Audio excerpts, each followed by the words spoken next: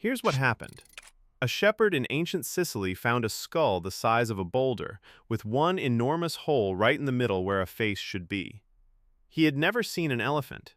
Nobody in his entire world had ever seen an elephant. So he did the only reasonable thing a man can do when confronted with a one-eyed boulder skull. He concluded it belonged to a cyclops, went home, and presumably double-checked that his cave door locked. And here's the thing. He was not stupid. He was holding a real object, a real skull, with one massive socket dead in the center of the forehead minus. And nobody in his entire civilization had a single good answer for what that meant. There was no elephant file to put it in. There was no extinct megafauna category.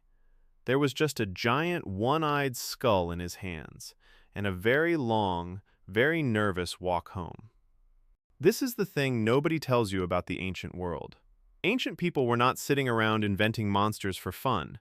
They kept literally digging up enormous bones, skulls, and teeth, and then doing the most reasonable thing a curious human can do with no science to lean on.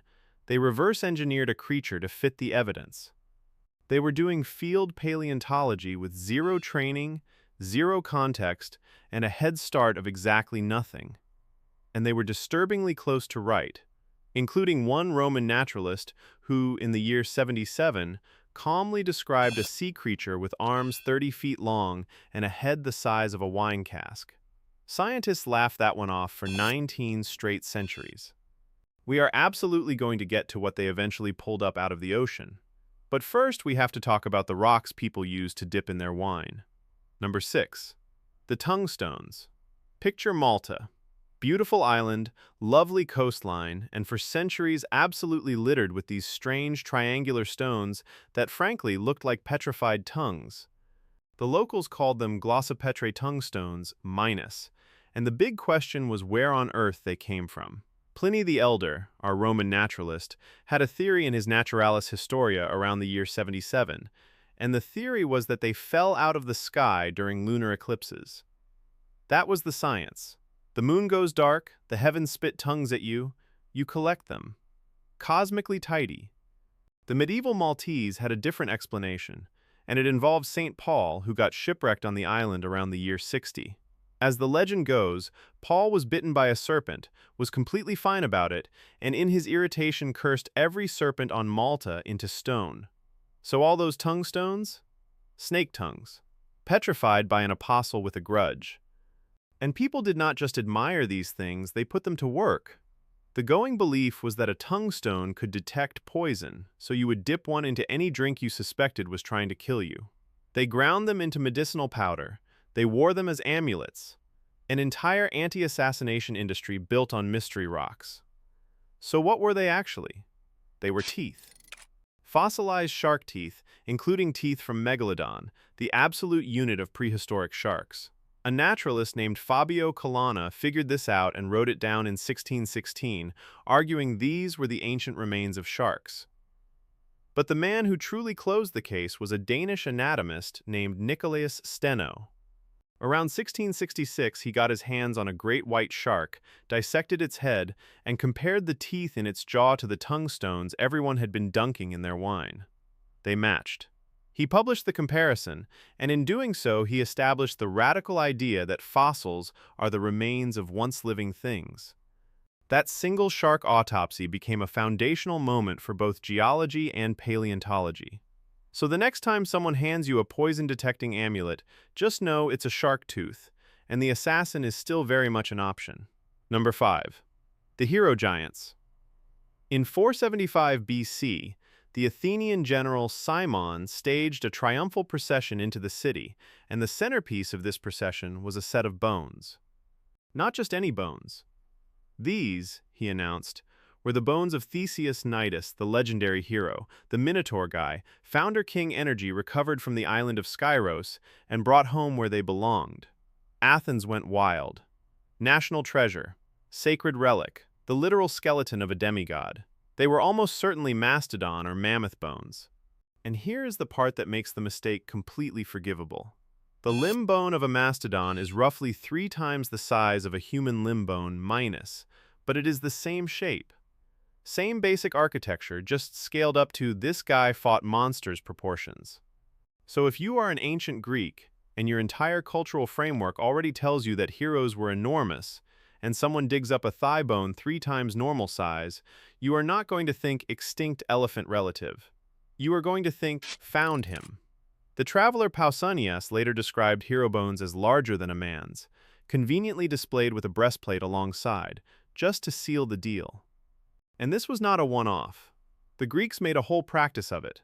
They displayed giant fossil bones in their temples and public buildings as the relics of heroes and giants, like a sports bar hanging jerseys.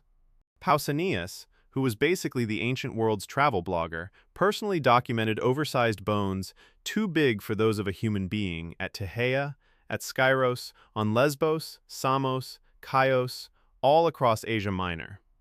There's even a vase painting of a creature called the Trojan monster, a strange, snouted skull thing that the historian Adrian Mayer links to the skull of a Samotherium, a giant extinct giraffe, whose fossils turn up in exactly that region.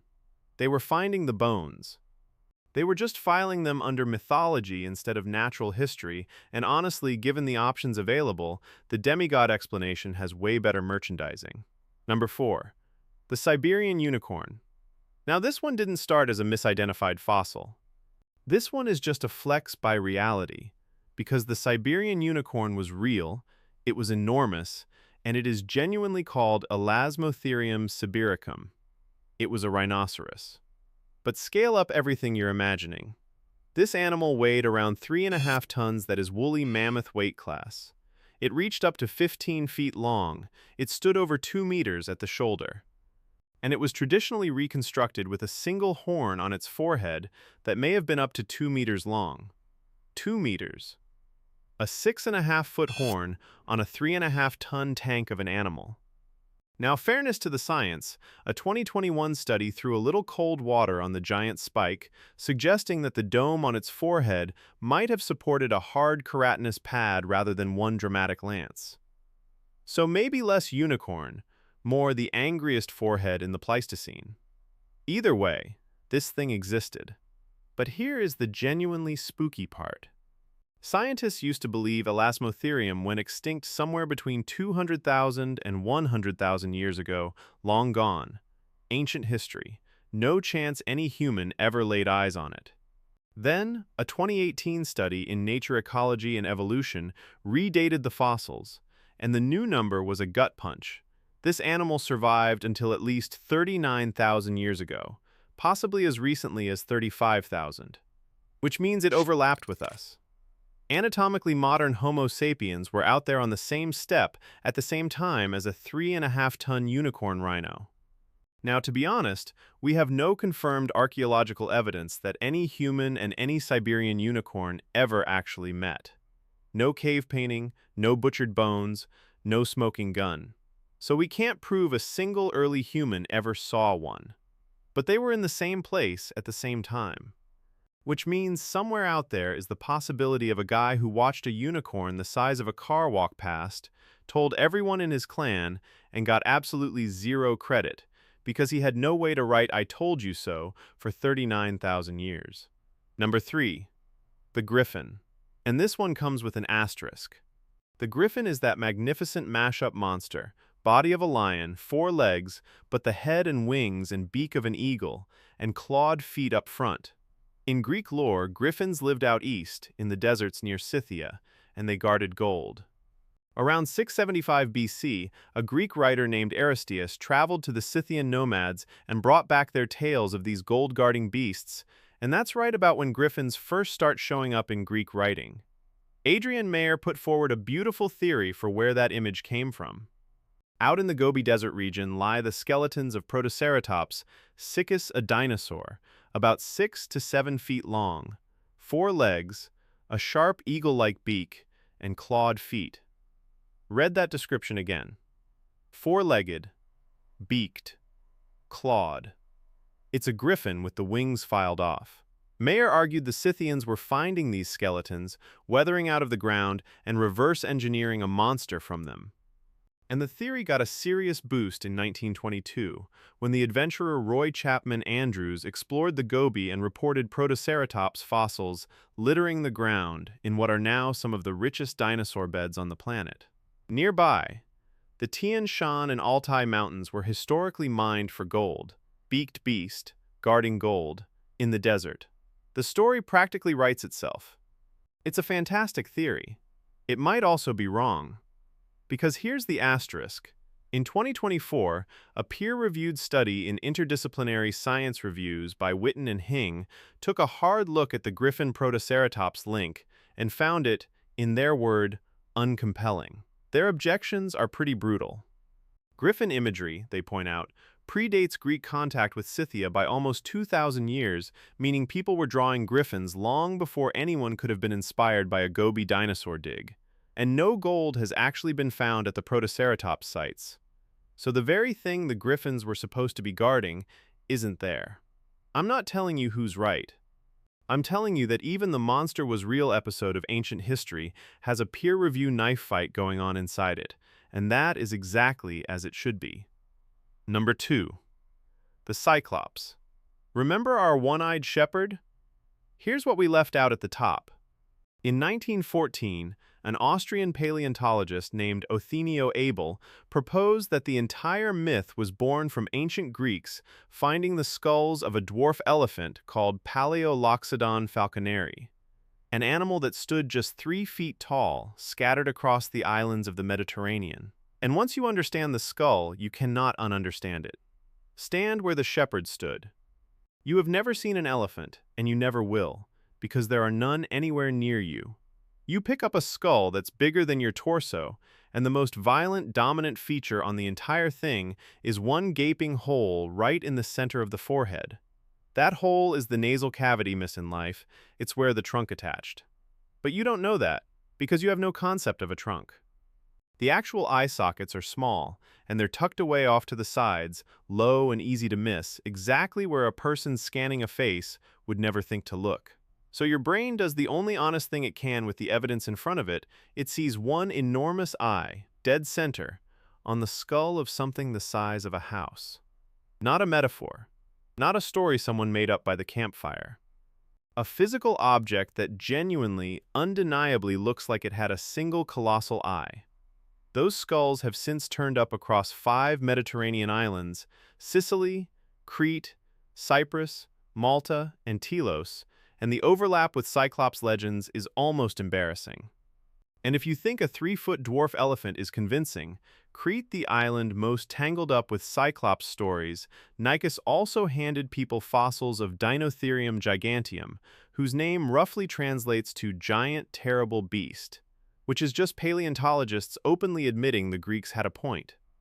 This thing stood nearly 13 feet tall at the shoulder, with tusks 4.5 feet long, and its skull pulls the exact same single central socket trick, just enormously supersized. So think about the regional rivalry here. Sicily is over there offering tourists a tasteful 3-foot one-eyed giant. And Crete looks at that, scoffs, and says, "That's adorable." We've got a near 13-foot one-eyed abomination with 4.5-foot tusks, and we will see your modest cave monster and raise you a walking apocalypse. Same optical illusion. 4 times the height. Adrienne Mayer drives the final nail in. Homer set his Cyclops tales in Sicily, and Sicily is precisely where dwarf elephant fossils are most abundant. The monster and the bones share a return address. These people were not hallucinating. They were looking at real, physical, single-socketed skulls of real animals and drawing the only conclusion their world allowed. And number 1. The one the scientists ignored for 19 centuries. Back to Pliny the Elder, our man who thought tungstones fell from the sky. In that same Naturalis Historia, around the year 77, Pliny described a creature encountered off the coast of Cartea in Spain. He said it had a head as big as a cask, a wine barrel. He said its arms were 30 feet long. He said it weighed 700 pounds. And for centuries that was filed under Pliny being Pliny. A tall tale. A sailor's exaggeration written down by a credulous Roman. It was a giant squid, Archaeologists ducks. And science took an embarrassingly long time to admit it. The giant squid wasn't even formally named until 1857. The first nearly intact specimen didn't turn up until 1873, at Logie Bay, Newfoundland. The largest confirmed specimen washed ashore at Mythical Bay, Newfoundland on November 2, 1878. Its mantle alone was 20 feet long, and one tentacle stretched 35 feet. Pliny said 30-foot arms. The animal that proved him right had a tentacle 35 feet long. The Roman who thought eclipses rained tongues onto Malta also, accidentally, filed an accurate field report on a deep-sea monster 1,800 years early. But the real payoff, the moment the myth finally fully bowed to reality, Phoenixed, came on September 30th, 2004. At 9,015 in the morning, 900 meters down off the Ogasawara Islands in the North Pacific, two researchers named Tsunemi Kubodera and Kyoichi Mori finally photographed a living giant squid in the wild.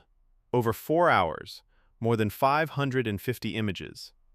The squid attacked their bait, fought to escape for hours, and in the struggle tore off one of its own tentacles, which they recovered measuring 5.5 meters. The whole animal was estimated at over 8 meters long. After 2,000 years of being a sailor's lie, a Roman's exaggeration, and a cryptid, the Kraken sat for a photo shoot. Pliny was right. He just had to wait 1,900 years for the camera. So pull back and look at the museum hall full of bones. Every one of those fossils is something an ancient person could have stumbled across, picked up, and completely misread, and the wild thing is how close they kept landing. They weren't stupid. They were curious people with real evidence and no instruction manual, inventing paleontology by accident, one wrong but reasonable monster at a time. Pausanias cataloged giant bones across half the known world. The Greeks turned mammoths into heroes. The Maltese turned megalodon teeth into the petrified tongues of an apostle's snakes. And the one creature everyone was certain was a sailor's lie showed up alive, on camera, in 2004. So here's the part that should keep you up tonight. Somewhere on the Siberian steppe, 39,000 years ago, a real 3.5-ton unicorn walked past a real human being, and we still don't have a single picture of it which means the ancient world is sitting on at least one more monster that was telling the truth the whole time, just waiting for science to catch up and apologize. Reality keeps siding with the myths. Give it another century. Something else down